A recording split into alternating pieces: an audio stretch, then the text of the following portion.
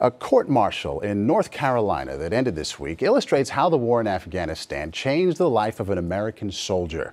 As national security correspondent David Martin reports, the serious wound the sergeant suffered on the battlefield proved to be only the beginning. EOTech is basically an electronic... After 21 years in uniform, most of it in Special Forces, Sergeant First Class Andrew McCaffrey is a broken soldier.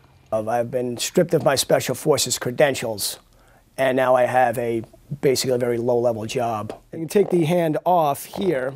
8 years ago in Afghanistan, McCaffrey lost his right hand to a defective grenade.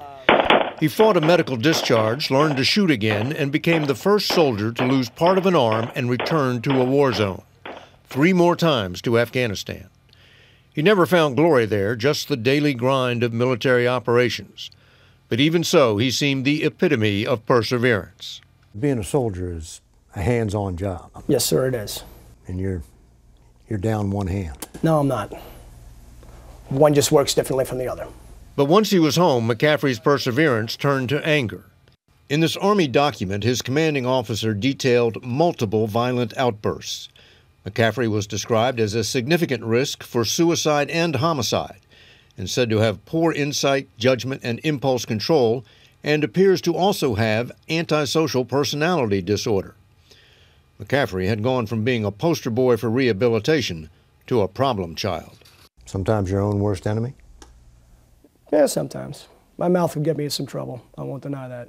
It was his mouth that got him confined in this state psychiatric hospital for 4 days. If you don't stop busting my chops, I'm going to go home and blow my freaking brains out because you're driving me crazy. That was the statement I made. He insists he wasn't serious. I would never kill myself because I'm not going to give certain people the satisfaction. It's that simple. He is not the most pleasant person in the world. He is abrasive. He is direct. He is not gentle in any way. John Nickerson has been McCaffrey's attorney since this incident in May 2009.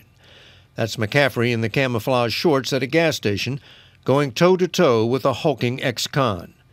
It's not shown, but McCaffrey pulled a knife, inflicting a small wound which required no stitches. I utilized the force that I deemed necessary to protect myself.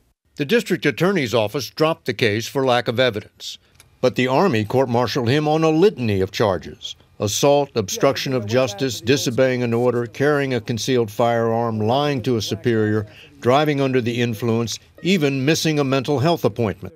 Nickerson believes there's a simple explanation for McCaffrey's behavior: traumatic brain injury. You just need to extend your arm, look at the palm of your hand. That's how far away from Sergeant McCaffrey's brain the hand grenade was when it exploded. Whatever broke McCaffrey, his war wound or his own personality, he's leaving the Army. The career of a soldier who served more than 2 years in Afghanistan Prosthetic shooting techniques came to an ignominious end this week.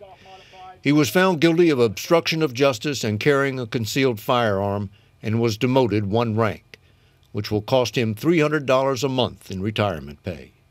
David Martin, CBS News, Fayetteville, North Carolina.